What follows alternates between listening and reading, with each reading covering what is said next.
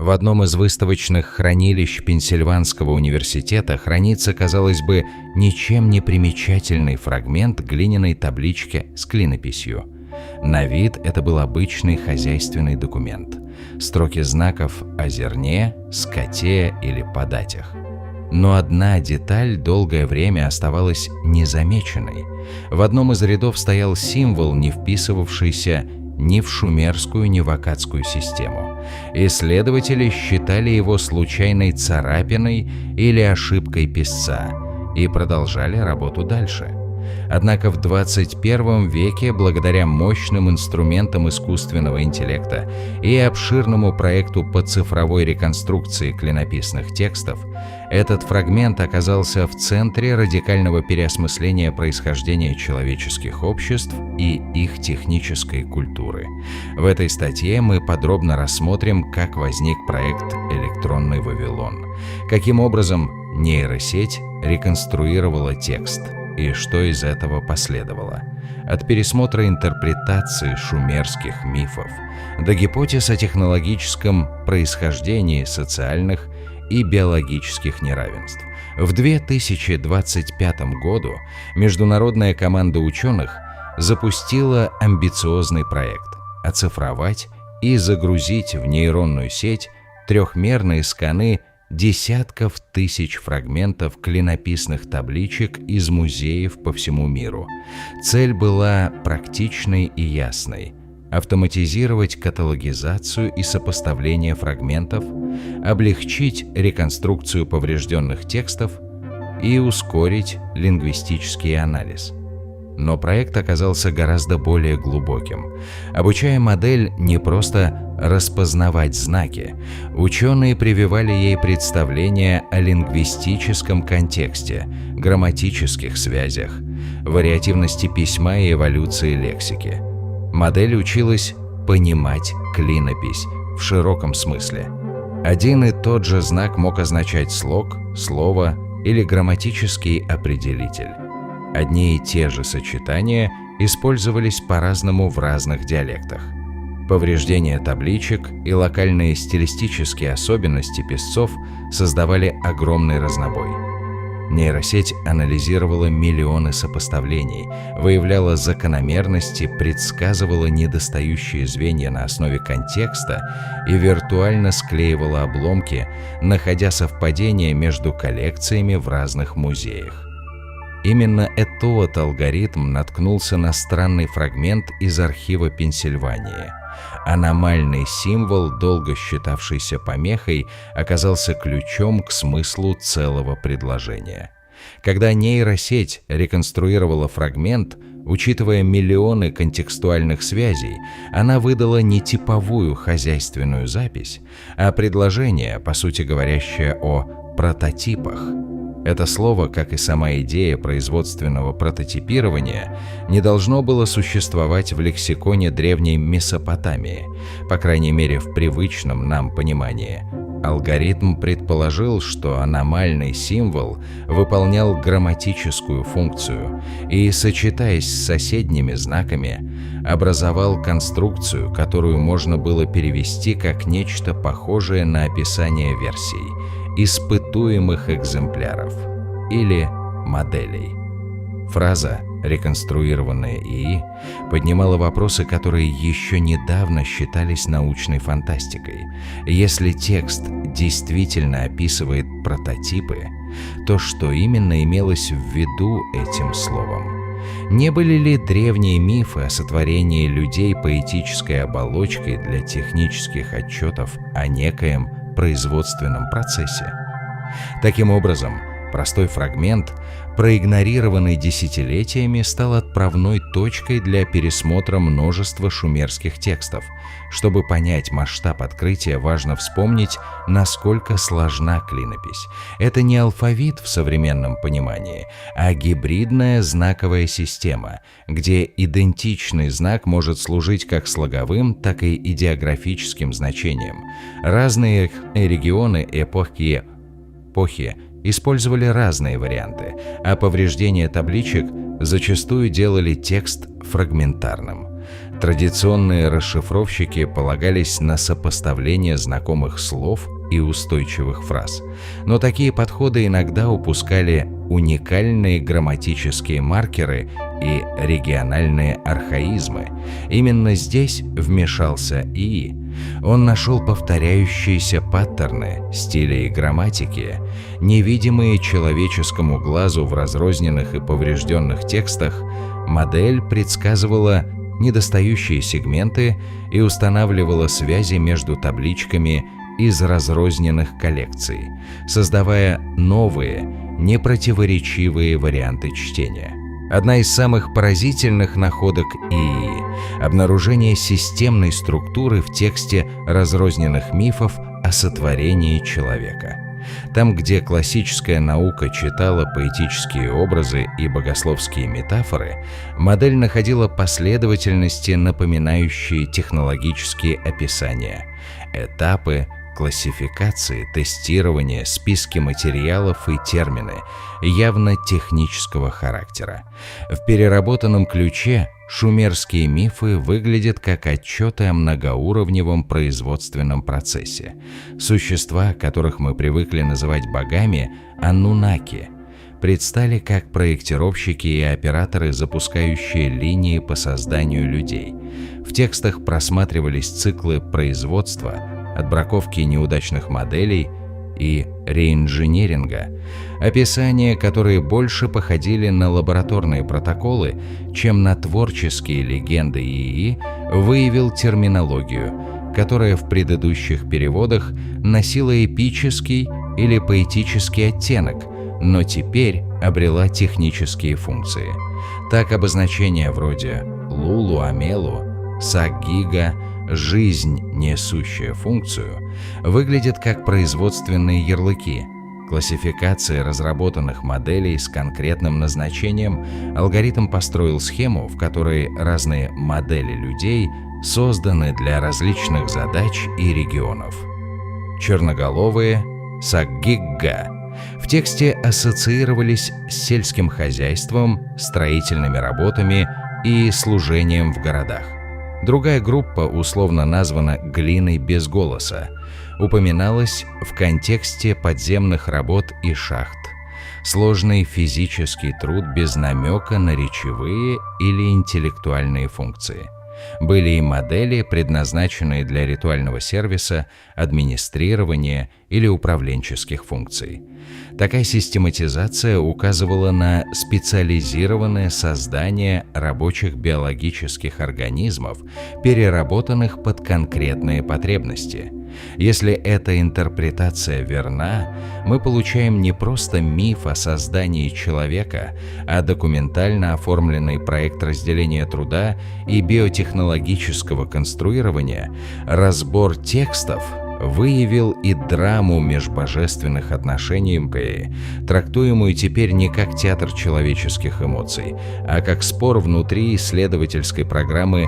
Энки и Энлиль выступают как руководители и идеологи проекта с разными подходами. Энки отражает прагматическую линию, совершенствование моделей, расширение возможностей созданий, внедрение новшеств и, в конце концов, стремление дать некоторым моделям воспроизводимость. Энлиль – носитель порядка и контроля, настаивающий на жестком разграничении функций, строгом надзоре и дисциплине. Он выступает против автономии созданий и сторонится новшеств. Эта дихотомия породила систему, в которой одни популяции получали знания и привилегии, связанные с Энки, а другие оказывались в условиях принудительного труда под руководством Энлиля. Конфликт интегрировался в культурные предания как божественные споры, но под поверхностью это история о технологическом и идеологическом выборе в проектировании живых существ. Наиболее спорную из всех гипотез, выдвинутых вследствие реконструкции ИИ, можно сформулировать так.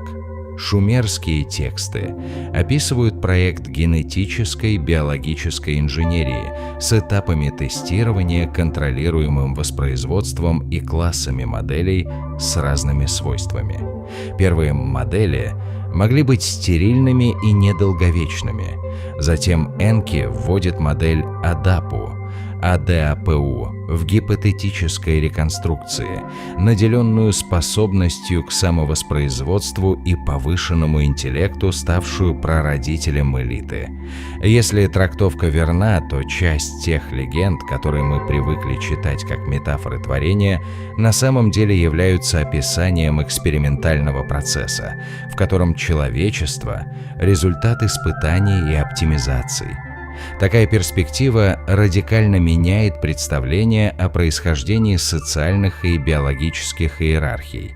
Корни классовой дифференциации, возможно, уходят отнюдь не в экономику и власть, а в изначальное проектирование ИИ также выявил в текстах утверждение о циклических катастрофах, связанных с небесным объектом, обозначаемым как Нибиру.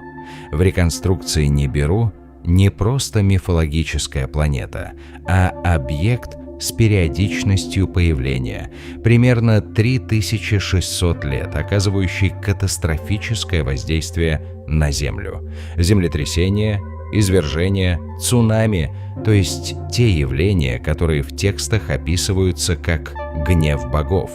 При этом эти катастрофы рассматриваются как инструмент создателей, форма инспекции и коррекции проекта. Каждое приближение Нибиру могло связаться с корректирующими интервенциями, сбросом цивилизационного уровня и переработкой населения и инфраструктуры.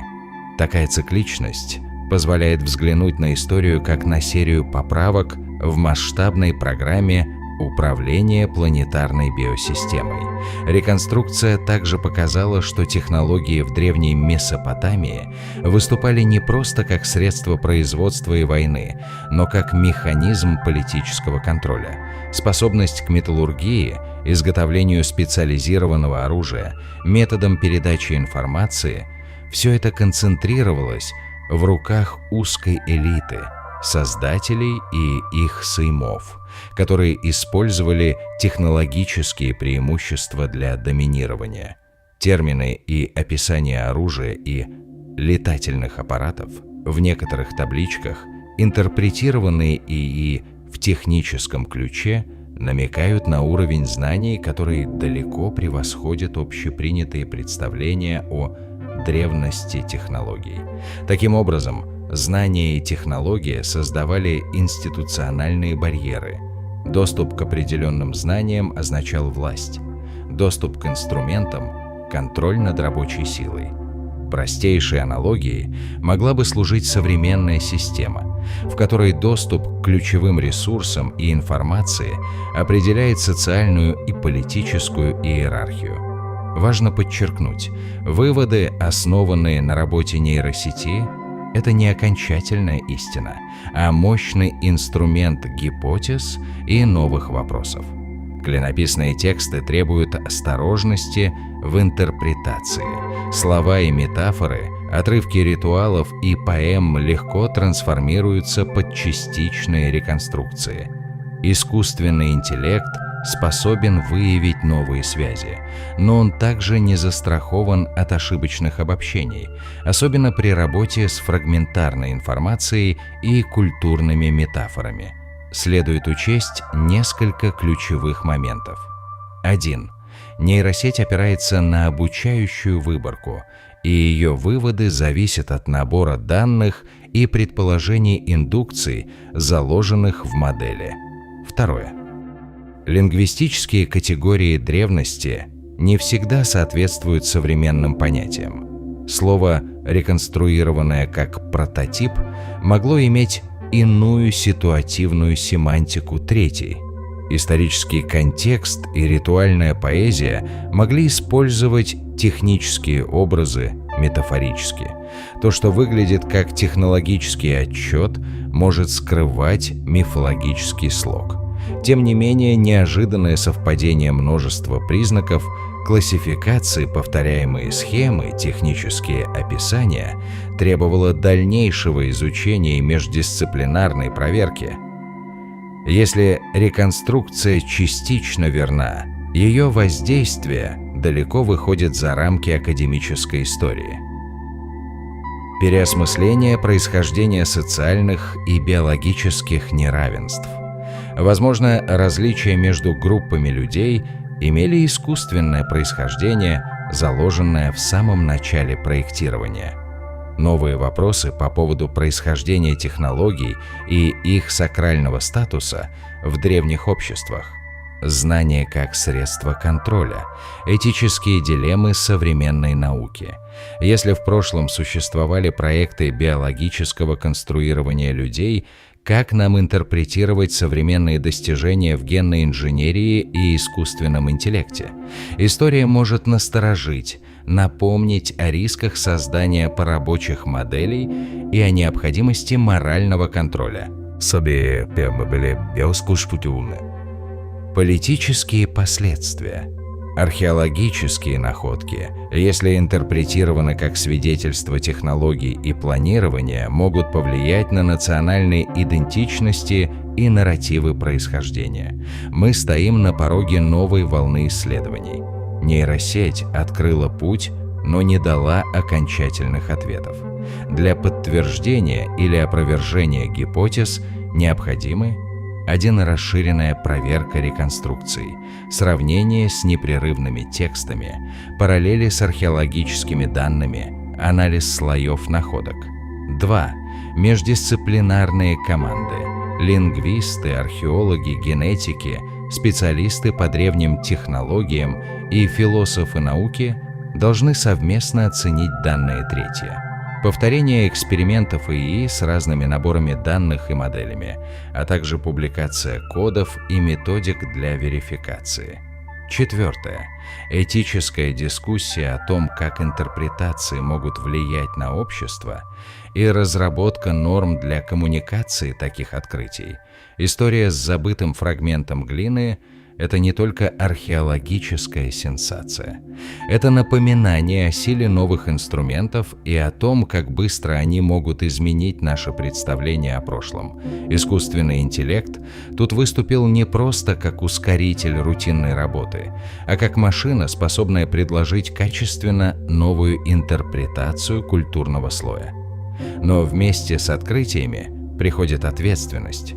Мы должны тщательно проверять интерпретации, не поддаваться соблазну сенсаций и вести открытый междисциплинарный диалог.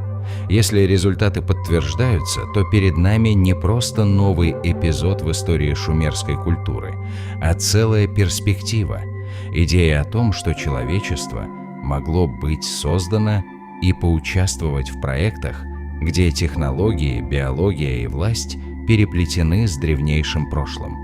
И это, в свою очередь, ставит перед нами современные вопросы. Как мы используем наши технологии сегодня и какие уроки нужно извлечь, чтобы не повторить ошибку, если таковая действительно имела место в древности. Проект «Электронный Вавилон» и его открытие – это приглашение к новой науке, где люди и машины работают в партнерстве, где археология становится делом не только кисти и шпателя, но и алгоритмов, способных увидеть невидимое.